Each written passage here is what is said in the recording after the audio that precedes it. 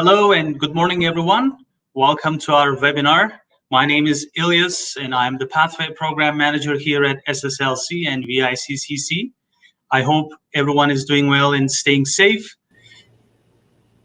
Here we are. Hi, Toby. Welcome. Hello. Good morning. How are you? Good morning. Good. How are you? Good, thanks.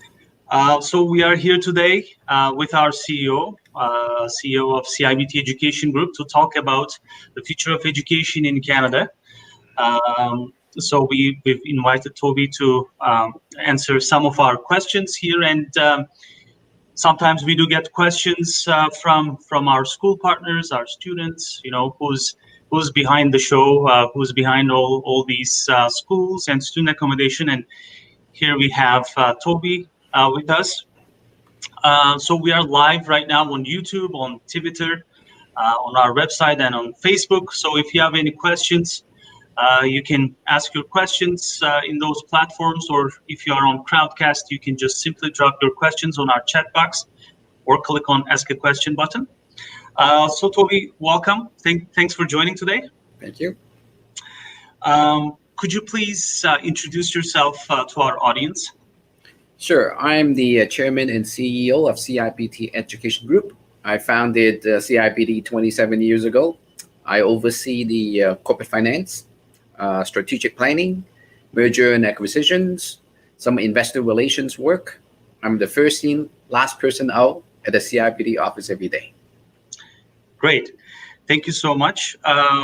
So I'll go into my questions, and then we'll see how it goes. Again, if anyone has questions, we might have some time to answer those questions as well.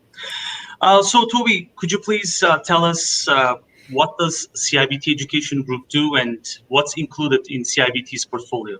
Sure. Yeah, CIBT is a public company. We're listed on the Toronto Stock Exchange. We invest and manage in educational related businesses, and most recently in the last 5 years are the real estate properties. We have two major subsidiaries. One is the education services, and the other one is the real estate services. As a group, we employ about 600 staff. We have 47 locations worldwide. 35 of them are in the education sector, which are the campuses, recruitment centers, and other offices. For the real estate services, we have 11 projects in Metro Vancouver. We have 16 buildings. These are commonly known as the student rental apartments. We service many schools. Under the education services, we have Sprague College, which is very well known, I think, and the Sprague Language College, VIC Career College, Global Education City Holdings, and 3 other subsidiaries in the recruitment and the media communication sector. Our colleges cover an extensive list of related programs such as healthcare, language, early childhood education, business management, hotel management, and other trade programs. At the language programs, we have many pathway programs to public colleges and universities. Under the real estate services, we own Global Education City, commonly known as GEC. GEC develops and manages student-centric rental apartments, education supercenter, and education megacenter. We provide student housing to over 72 schools in Metro Vancouver, serving students from 77 countries. Over half since COVID-19. A lot of our tenants are from Canadian students within Canada. But before COVID, we cover about 80% of our students came from abroad. And we service thousands of students per year. And when they are living at our properties, we are always at the subway station. So no matter what school they go to, they're very convenient. Takes about maybe 2-minute walk at some of our most recent locations to the subway stations. So that's a macro picture of who we are and what we do.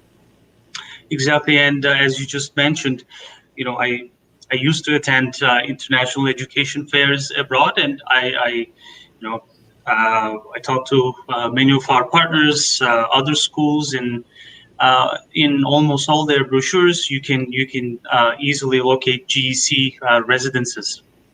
So we're working with everyone, and we're helping them with their student accommodations here in Metro Vancouver. So that's great. So Toby, can you please tell me, why did you decide to go into student accommodation? Yeah, there's a little bit of history in that. First of all, we educate about 12,000 students per year through our various colleges. And many students are coming from within Canada, but outside of Vancouver. So it could be from Kelowna or Abbotsford or other provinces.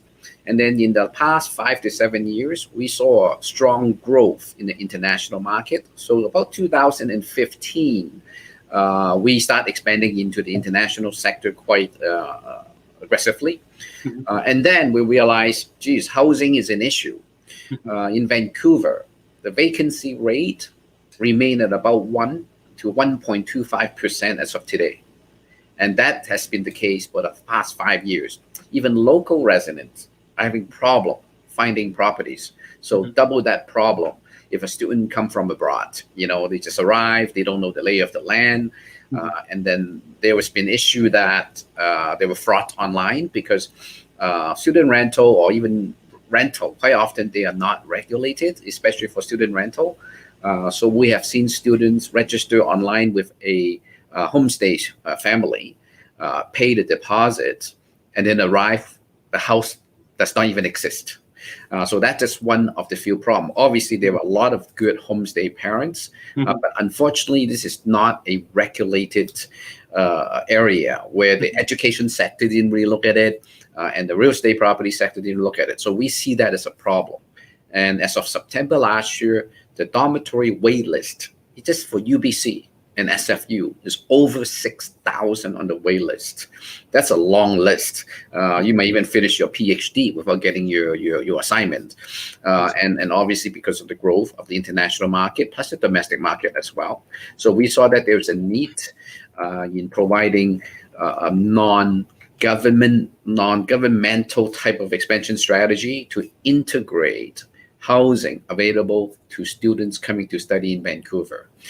Furthermore, let's say if you are a UBC student, you can rent from UBC or SFU or BCIT. But if you're not their student, you cannot rent there. So we've created this GEC student housing portfolio for any school. As long as you are coming to study in Metro Vancouver, attending school, we love to help. And so right now we supply housing to over 72 schools operating in Metro Vancouver, and we provide them a decent place to live. And we also integrate a number of services to make that, make them more comfortable, secure, safe, clean, and convenient. So they are always by the subway stations. So that's how we started, and that's the background of GEC. And as you just said, UBC and SFU, they do have their residences, but lots of waiting lists. But most of the public colleges here in Metro Vancouver, they don't have any residences. So it's a great option for those students as well to use our residences here in Vancouver. So what projects are you working on at CIBT right now? Currently, we have 7 buildings of nearly 1,000 beds fully operational. With 4 projects under construction. The construction may take between 1 to 2 more years to complete. The most recent one is King Edward, near the Cambie Street and King Edward Avenue station. That should be operational within the next 18 months. And then we have 5 buildings at the rezoning phase with the government. Those are becoming the bigger projects. In total, once everything's all said and done, we'll have about 3,600 beds among the 16 buildings, 1.5 million square feet of facilities. Our biggest project is the Education Mega Center in Surrey, downtown Surrey, Education Super Center in Richmond, and the CIBTs in Richmond. And actually, that was my next question. So what is Education Mega Center or Education Super Center? Basically, we've been operating in the education sector for 27 years. We learned a lot about the education sector, and we also see the shortcoming of being a school operator. So the idea is to integrate, besides, it's like an integration hub, to have school, accommodation, and all the amenity services all integrated into the hub. So the Education Mega Center, as example in Surrey, we will have 5 schools at the lower floors, And then we will have amenities shared by all the school. For example, every school must have their student lounges, their computer libraries, their computer lab, and obviously a cafeteria. Mhm. But if you have 5 schools stacked on top of each other, you don't need 5 of each, because how much time do you really spend as a student in the cafeteria? You should be inside the classroom. But the school have to maintain these facilities. Approximately 10% of their floor space are being used 2 hours a day, Mhm. but they pay rent 24/7. So that's very expensive. If the school can reduce the cost, it can also reflect the benefit to the students attending there, instead of burning money on that 10% of properties that you only use 1 or 1.5 hours a day. So that's the integration hub and share benefit of all the school. But on top of that, the most important part in our view is the 7th floor to the 49th floor of student housing upstairs of the schools. So students living there at the Education Mega Center, we're looking at about close to 1,000 beds. These students can now take elevators to school, to drive school at the lower floors, instead of taking a bus, taking a train, taking the subway, and walking. In our view, the biggest risk and biggest time wasted is traveling to and from school, especially you live in the suburbs. In Vancouver, you have to take the subway or SkyTrain. You have to walk another 10, 15 minutes, and it's always raining in Vancouver during the winter time. So all those are time wasted. And parents feels a lot more comfortable if the students can just take 2 minutes or 1 minute of elevator to school. So that is what Education Mecca Center or Education Super Center is about, is integrating student living, amenity, wellness, and education within one complex. This like the big, they're about $180 to $250 million each. It's like all in one package. All you have to do is just register to that school, and you go to school in one floor, and upstairs you live and you have your library. All you have to do is just take that elevator down or upstairs. Yeah, on a snowy day, you don't even get wet. Exactly. So we have 2 of these coming, one in Surrey and one in Richmond, right? Mm-hmm. That's right, yeah. And do we know when these will be operational? The Education Mega Center will be 2023, 2024, because it's a very big building. It's 49 stories tall. But the one in Richmond, which is called Richmond Education City, at the corner of Elder Bridge Road and Number 3 Road, should be done in about 20 months. The construction already started. There will be 12 schools all stacked on top of each other at the office tower. Then there will be a rental building adjacent to it, which is about like maybe 10 meters away from the office building. So that should be done within the next 20 months. So approximately 2.5 years, less than 2.5 years. Okay, that's great. So my next question here is that about COVID-19, obviously. So it affected everyone in the industry, and I was going to ask you, how did COVID-19 impact us? Well, unfortunately, this is COVID-19. Now we're seeing the second wave in Vancouver. It's impacted everybody, but we're, I guess, slightly fortunate. We took a lot of actions because the border closing, international student arrival came to an absolute halt. So we immediately switched our focus to domestic market. As most people know, Sproshaw College has been around for 117 years.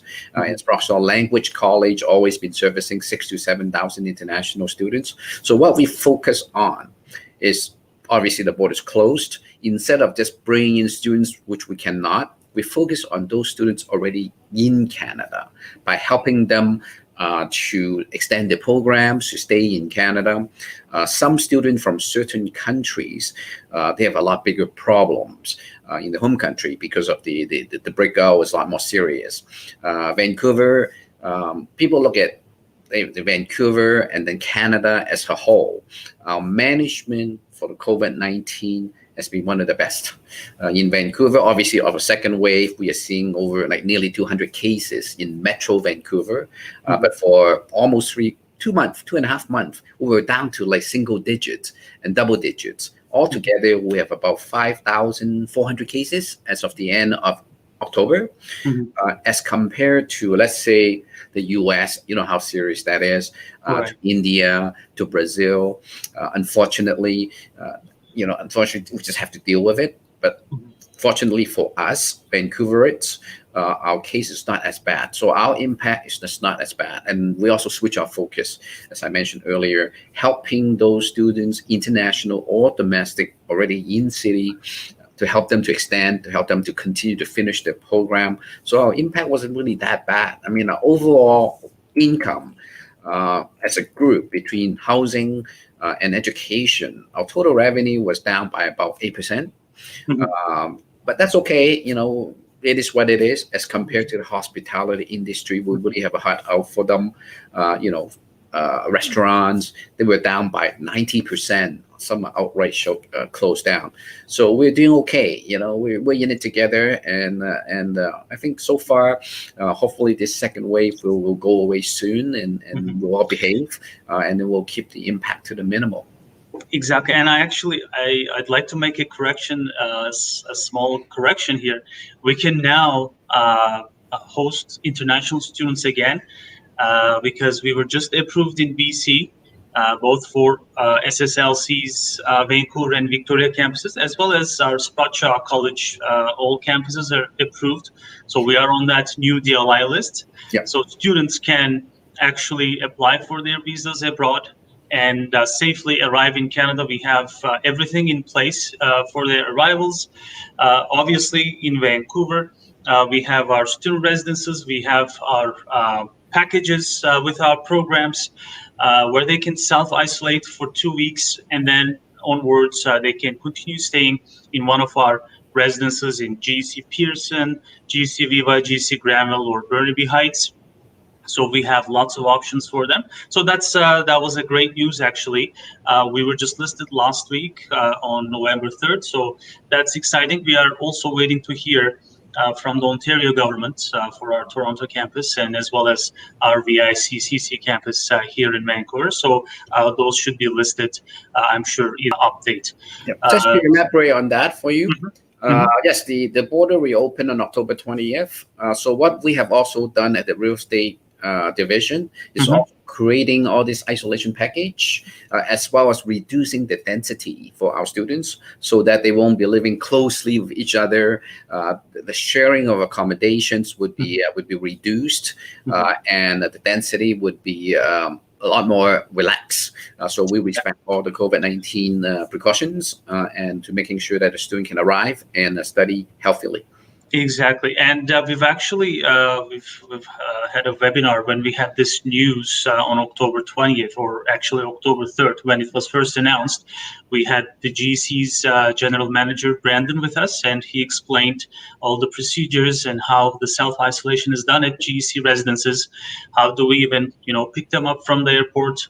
How do they safely arrive? So we have all that covered in our previous webinars as well, and we might do another one with Brandon as well to get all the recent updates at GC.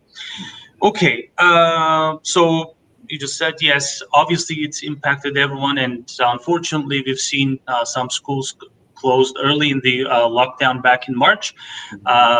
Although it's impacted everyone, we're doing okay, and we will rebound, of course. And now students can safely come back and study at our schools and stay in our residences. Okay, so my next question here is that how do you see CIBT being a leader in Canadian education industry? Well, for the education side, obviously we work um, cohesively with other schools. We partner with many institutions, both public and private. We transfer our programs into others. So we'll do whatever we can on the education sector to help each other. And we never go into any kind of predatory discounting by destroying the market or try to cut short of our programs just to make more money. We don't do that.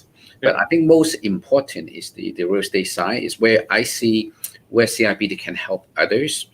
We do provide housing services to 72 other schools in Metro Vancouver.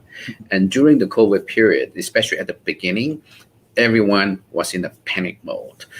And a lot of these schools that we, as a, we are the supplier and they are the client of ours, simply shut down, right? Because of government requirement, and they can't pay rent. What we did is we stepped up and say, look, we understand the problem. We own schools. We face the same situations. We work with them. We roll off some of our rent that they owe to us. We compromise with the contract they signed with us, and extended the period, reducing their expenses, and then even work out a payment plan so that they can resolve this. We all are in this together to resolve this COVID-19 shortcoming in the next, hopefully 6-12 months. So that's number one, is what we have committed to the industry is we need to take our corporate social responsibility seriously by putting money where our mouth is, by reducing the rent, by taking some write-off, and then rework their contract, or even let the contract lapse and sign new ones on an ongoing basis. Work out payment plans with them. So those are the least thing we can do. And fortunately, we have a strong balance sheet to support all this, and we'll continue to do that. They are our customers. Our students also our customers. Schools is our customers. So we're doing everything we can. We don't expect to be a leader per se in the industry, but as the Ministry of Health always said, we're in this together. So we are there to help each other, and that's what we have done for many schools who have rented properties from us. Exactly, and it's I believe it's a win-win for everyone. Everyone, all the schools are trying hard to recruit students to Canada, to really advertise Canadian education, and because we have lots of quality programs in Canada for students. So we see it more as Canada being the leader in education, and it will benefit everyone. Okay, next question here. Do you think that we're going to see an increase in student enrollments in Canada, especially after COVID-19? What's your take on this? I guess I'm an optimistic guy, but I'm also realistic about it. This COVID-19 will cause some major changes in the directions and the format of delivery for schools. But having said that, Canada ranks the #1 best city or best country for international education in the world by educations.com from Sweden. And this year, we were also ranked #2 by US News as the best country for education. Why? A lot of the consultants all commented that because we have a great management for this COVID-19, which is, I think, the most important is everyone's health. So I think we earned that reputation and that ranking in the world arena. So students' perspective, I think they would just come back because many students started their lifelong education planning process. It's not like a sudden idea, let's do this. So COVID-19 is not going to stop them. COVID-19 will come, it will go, sooner or later it will go away when the vaccine's out, etc. And we have less than 5,400 now, 5,400 confirmed cases in Metro Vancouver from February to October. So that's not a lot. So I think being a safe city, students will come back.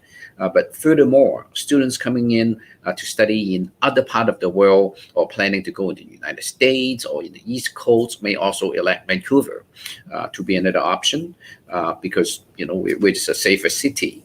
And then on top of that is the experience. Some people would just predict that people will go into online and then the in-class campus education will go away. I don't think so. We've been doing this for 27 years, and we saw the rise of the online education in the United States, and then they always come back on average because education is not just about learning. It's also about the experience of the education. Coming to Vancouver or Toronto or Canada or even abroad in the United States is experience. It's not just, I just learned how to speak English, or I just learned at this school or got a bachelor degree. So I think all this will come back, not tomorrow. I think over time, in January, in March, over the next few months, new generation of students graduate from high school, comes out, and every year, I think we did the estimate, about 27 million high school students graduate around the world in the high school system. And not everyone will go abroad, but that's a percentage of it. A year later, 6 months later, new concept, new ideas, they want to pursue, they want to get that overseas experience. And that's something you cannot achieve just through online education. So I think, yes, it will come back. January, we'll be looking at that. And I think next March and next summer, I think it'll be a strong cutback. Exactly. And as you just said, this is not just about education, it's about the experience. And I believe it's a life-changing experience for our students to study in Canada, in one of the greatest cities in the world, in Toronto, in Vancouver, in Victoria, and many other cities in Canada. So, and they come here, they get educated, they get a world-class education, and they even go further. There are pathways to stay in Canada and become an immigrant and eventually become a Canadian. So there's no reason why not Canada becomes the leader in education. Okay, my final two questions, and I see a question. I'll get to that when I finish my questions. The next one is, what is your goal for SSLC, VICCC, and SSC? I guess we look at this in a holistic picture. Immediately, we have to deal with a short-term plan, and then later on with a medium and a long-term plan. In terms of short-term plan, one of the things that I think all the audiences would see already, not just saying something today, in the last 6-8 months of COVID lockdown, we did not roll over and play dead. We kept up all of our services. Our advisors are at the school every day, either online or at the campus. Our teachers continue to deliver. We keep up all the information sessions with our future students and our partners from abroad. All this information link is very important. I even heard from other agents who spoke with me and said, geez, like SSLC, VICCC, and even the Russell College are always busy, always active, always talking and integrating with the rest of the world. So that's important. So that's our short-term plan. For medium, long-term plan, we are reassigning new budgets to enhance our online delivery model. For a long time, people, I like online, it's coming, but a lot of people did not accept it. How often do we do this kind of webinar? Not often, until this COVID. Everybody started accepting it. Oh, just come to my office, let's meet. Now everybody's going to Zoom. So online will not replace, as I mentioned, in the in-country experience, but it will become part of our normal, the new normal of our future life. So we are reassigning additional budgets to enhance our online model, but that is not replacing. We're just going to make it. We'll complement it, most likely. Absolutely. We'll make that as an integrated part of our online.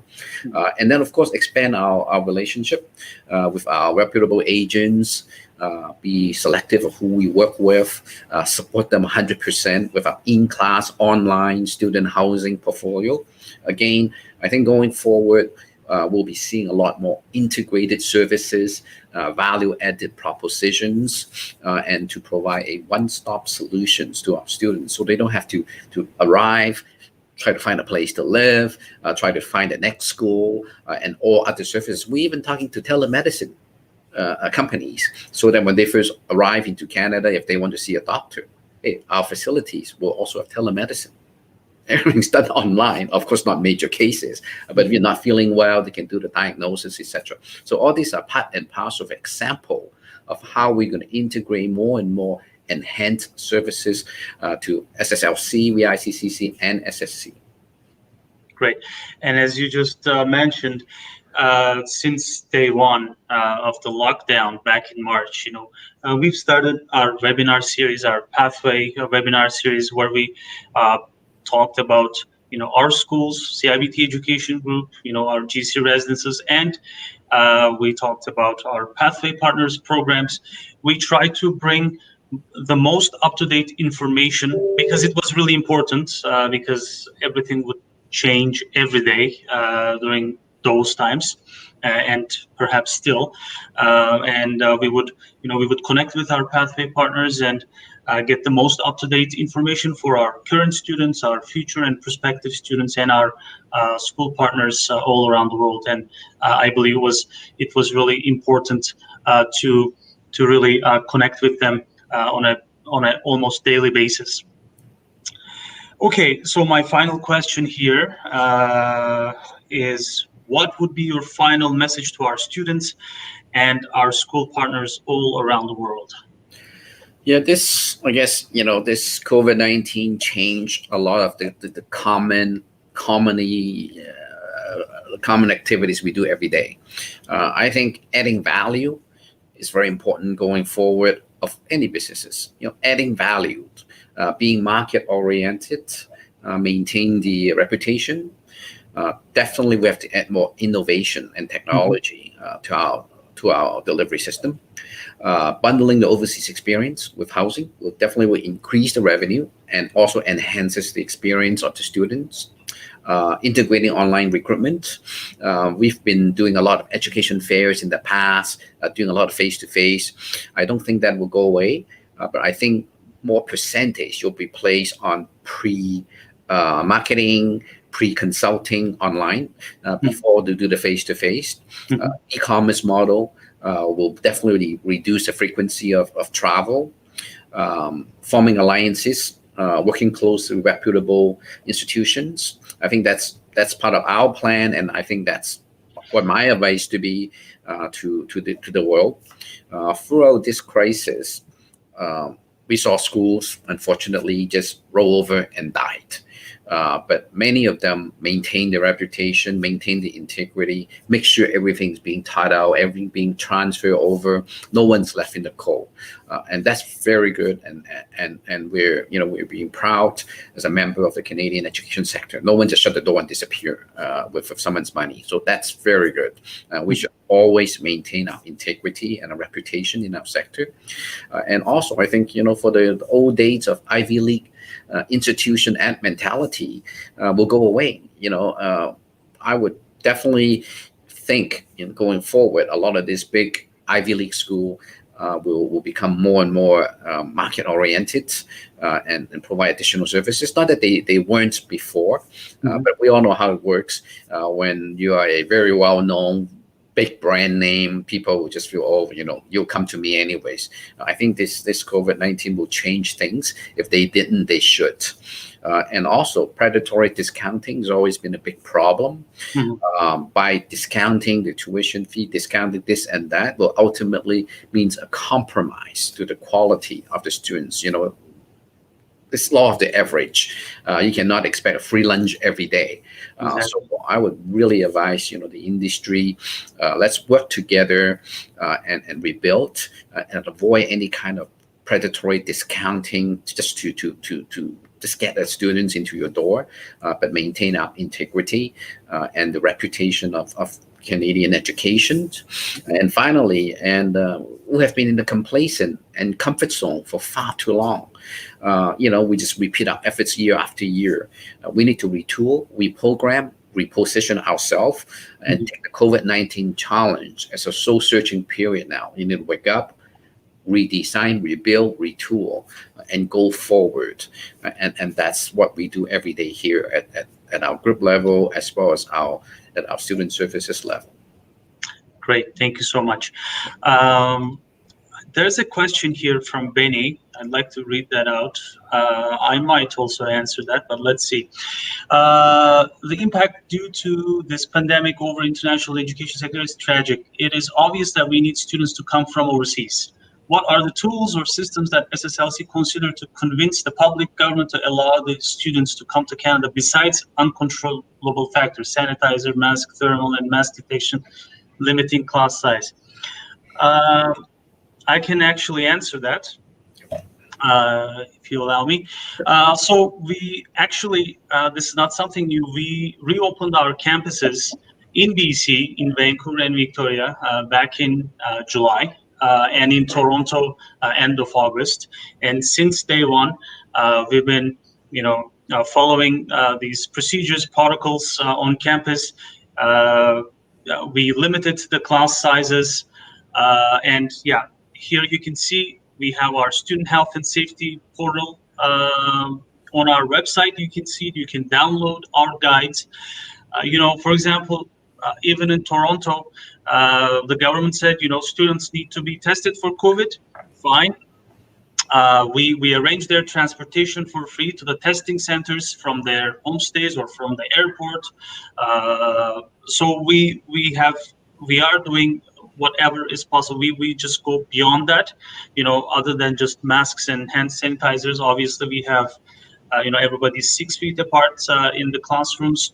We are following the public health orders closely on a daily basis, especially these days during the second wave. But as Toby mentioned in this webinar, we are, I think students are would be much better here, than some other parts of the world. They'll be safe, and how we can convince the public. I think we've done our job. We were approved. Our COVID-19 preparedness plan was approved by the BC government, and we're just waiting to hear from the Ontario government for our Toronto campus as well. And it's just a matter of time now. We might be on that list next week, or maybe on the next update.